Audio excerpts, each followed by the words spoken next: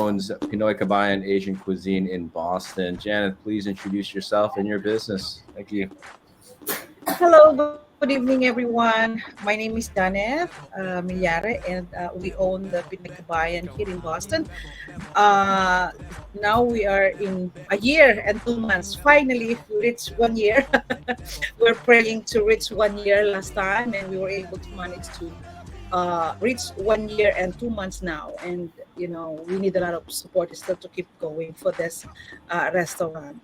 I get into this restaurant business not knowing what is really into it. So it's a challenging part, but I we are still here, keep going, and looking forward to keep the Pinoy Kabayan restaurant to serve the community.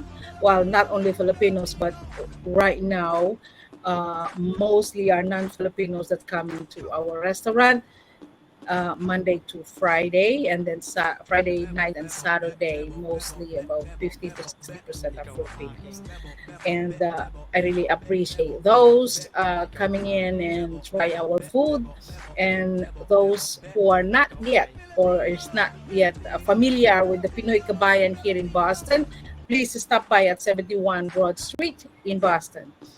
It's in the financial district area. Thank you. Perfect. Janeth, I know that your food particularly is a little bit different than the way that your angle, so to speak, is a little bit different than a lot of other restaurants. Can you share? Can you share about how How your it food is a little started. bit different? Yeah, yeah. Yeah. How, Well, the restaurant, before we open it, or I finally decided to open a restaurant, I was a cooking coach of Salad Master. This is a healthy home uh, cooking show that me and my husband get into.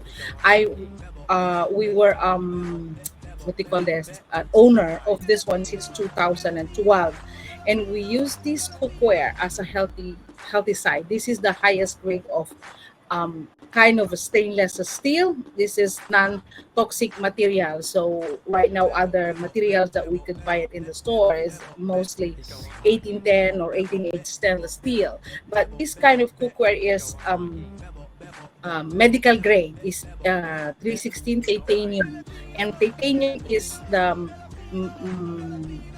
medical friendly, I mean, bio friendly metal. So it doesn't react, because this kind of metal is the one that the or doctors use for what they call this, heart, bone replacement, and pacemaker. So this is the kind of material that we are using to cook the food. So any seasoning that we use, it doesn't react. So what you are tasting in our restaurant is the natural taste of the vegetable, or natural taste of the meat. So that's what we used here, and we are promoting a healthy home cooking. We don't use ordinary cooking oil. We used avocado oil for the lumpia and pancit and garlic rice. So those are the only three that we use oil. All the dishes we don't use oil. So it's all, whatever you see oil in the meat is the natural got it. oil from the meat. Got it. Yeah, So no, I wanted you to point that out because I think a lot of people associate Filipino food not being healthy, right? um, So yeah, yeah, yeah. It's not the truth anymore. So thank you so much, Janeth. Perfect. So sit tight. We're gonna have our last featured guest come in here and introduce themselves. So thank you so much for being here, Janeth.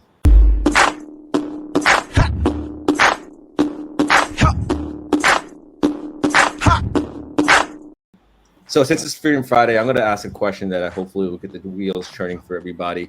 Speaking, this might not have been the best transition because I know that working for a restaurant, you're is a lot. It's a lot of long hours. But how would you respond to what kind of freedoms does giving working for yourself give you?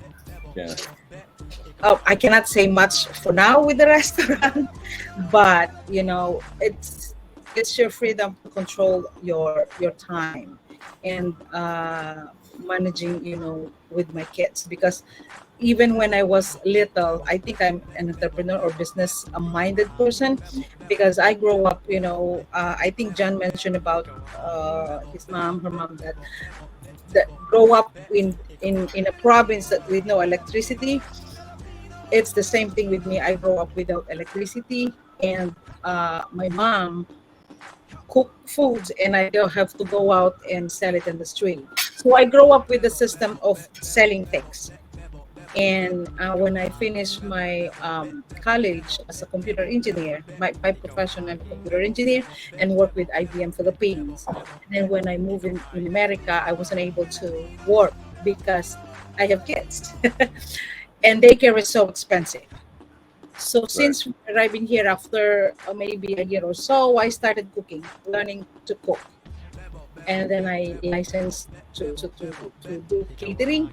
So I do that since summer of 2001 until I have my kids going to starting to grow up and go to high school. So I stopped the catering business. But besides from that, I own a consignment kids toy consignment shop for about 7 years. So the freedom being an entrepreneur and business owner, I can close or open at any time, and I can attend to my kids. So that's the freedom that can control or give as a business owner. So if you right now, I sometimes, well, with the restaurant, I have now my trusted cook that I was trained for several months now.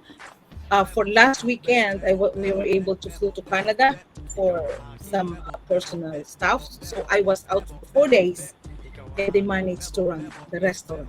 So that's the freedom that I could see as being an entrepreneur or a business owner. I can Perfect. control my own. But I think this is an important question that should be answered, and quite frankly, we ask all the time. But I think it's probably the most hard hitting.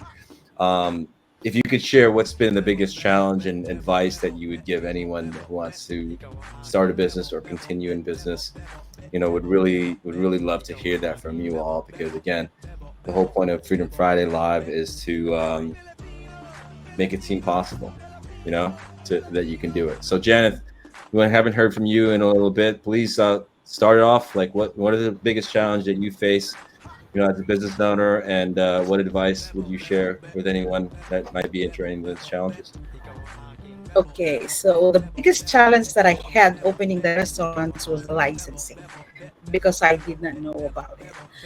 But I did not stop from there, because my goal, the most important thing, if you want to open a business or run a business, is to keep your goal and like a laser focus on what you want.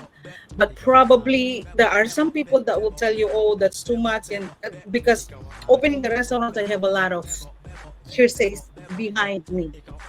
And that's, it's really hard to open a business. Why you have to open like that? And it's all in Boston. I said, yeah, I don't know yet, because I don't really know what going into to run a restaurant, because I didn't run a restaurant before. And my reasoning, me and my husband reasoning is, you don't know until you get there. And when you get there, you just have to keep doing it. There's a lot That's of it. challenges to run it, because in Boston, they don't know about Filipino food. And most of the other non-Filipino that come in at the early stage of opening, they don't know what is Philippines. They don't know what is our food. And I have to explain it every single time. When new people come in, I have to explain it all the time. But starting the business is, you have to know your goal, keep the goal until you get there. And when you get there, you know how hard it is, still keep doing it. Just keep doing it. Keep doing it. Just Keep, stay focused and keep doing it. keep on keeping on. Yeah, thank you so much, Janeth. Really appreciate it. As always, guys, maraming salamat. Thank you so much, Adam, Nikki, uh, and Daryl. Your time and attention has been great today. Really appreciate it. It's not difficult. It's not easy to be in business, and your contribution today hopefully sparks a light or sheds a light on someone who might be listening that's really trying to do something, right? Really trying to get out there, but they don't know how to reach out. Thank you so much for being available to this community, and we'll see you guys all next week on Freedom Friday Live. Thank you so much for being here, guys. Thank you. Great. Thank you.